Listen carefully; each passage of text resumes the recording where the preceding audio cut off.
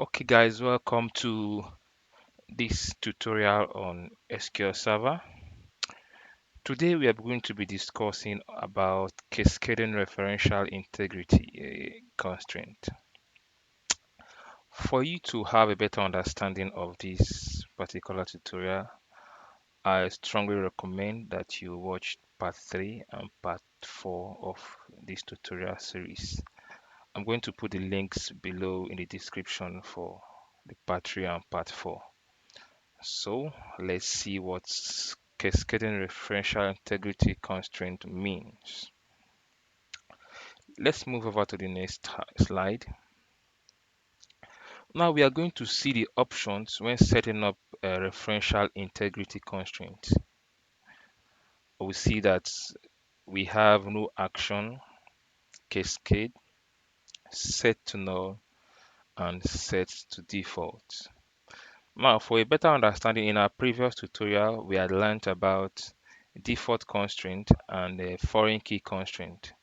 And we see that in foreign key constraint, in this table we have here, this table references what we have in this department ID column and what we have in this other one too. So what this means is if we want to find the department name of a particular employee, for instance, we want to find the department name of Sarah Paul, and the department ID of Sarah Paul is 2, and then we'll come to this department table and say, okay, 2, that means Sarah Paul belongs to the finance department. So what happens when we delete this finance department in this smaller table? That means we lost the integrity of our data. That means Sarah Paul and others that have their department ID as 2 will have no department, and we have lost the integrity of our data. So that is why by default, SQL Server will not allow such delete for me to delete this um, department ID because there are so many tables referencing to it. You can go back to our previous tutorial part 3 and part 4 to have a better understanding if you have not. Now for us to have a better understanding, let's just flip right into SQL Server to see have a better understanding of what I'm talking about. Now let's try to delete um, this department ID 2, which references the finance department, and see the error we'll get. We'll go by delete from depth where depth underscore ID equals 2. So let's try to delete this and we'll see the error we're going to get. Select the statement and execute. We'll see this place now. We'll see that it says the delete statement conflicts with the reference constraint. This is, if you remember in our previous tutorial, the depth foreign key, which means we cannot delete that particular row because some other tables are referencing to them. So what if peradventure would actually need to delete this particular record in this table? That is when we have these options: no action, cascade, set null, set default.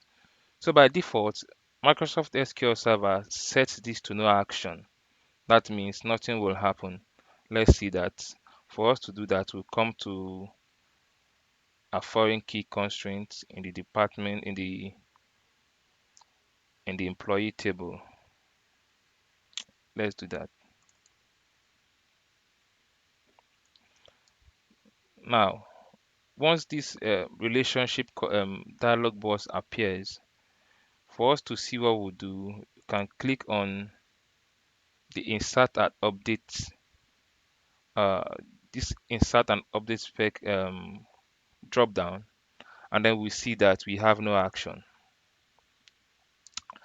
Now, what we can set, remember I told you we have no action, cascade, set to null, and set to default. Now let's see set to default. If you remember in our previous tutorial, we have a set to default constraint, which means if you are inserting any record that doesn't have a department ID, by default um, it will choose a 99 or thereabout. So we are going to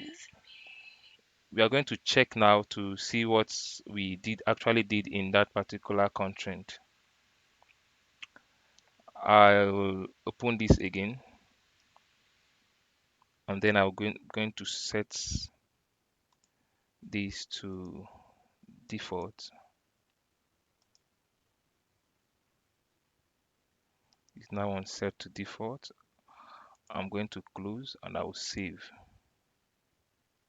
I'm going to save this table. Yes, let's say yes.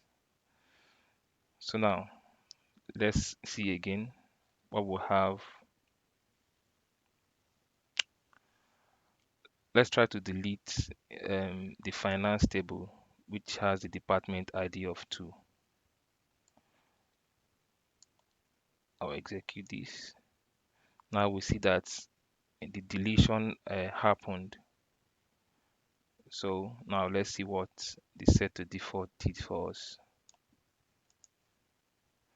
Now we see by default, the default we set says um, all those ones that we're having to is now set to null. So that is one of the options in the cascading referential integrity constraint. Let's see for other ones as well. Let's open this and go to insert and update. Set to null does the same thing, because in our default constraint we set it to be null. Save.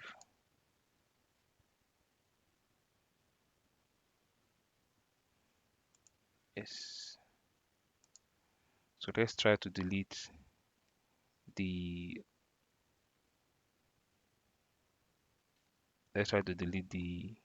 department ID of 99. I'm going to change this to 99.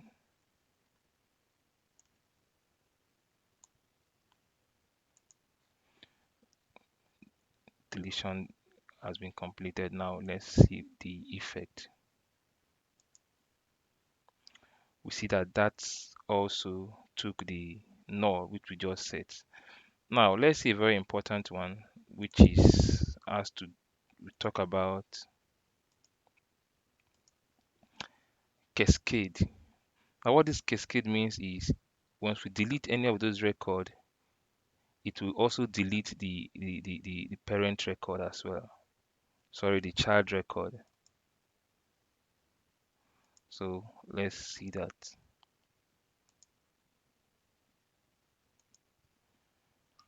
All right, so let's go. Now let's try to delete department ID of 3 in our department table. Now because it's been set to cascade, every record that has the department ID of 3 will be deleted as well, because we have set it to cascade. So it's going to cascade to every parent table. So let's execute this. Now let's select again. We'll now see that all those have been deleted since we set it to cascade. So these are the options we can set when we talk about referential integrity constraint. Now, mind you, if we don't do this and you try to delete, you have orphan records in this table that doesn't have reference. So we're going to end up this tutorial here. And please don't forget to subscribe and like my videos, and also click the notification icon so that you get notified when I upload a new video. Thank you.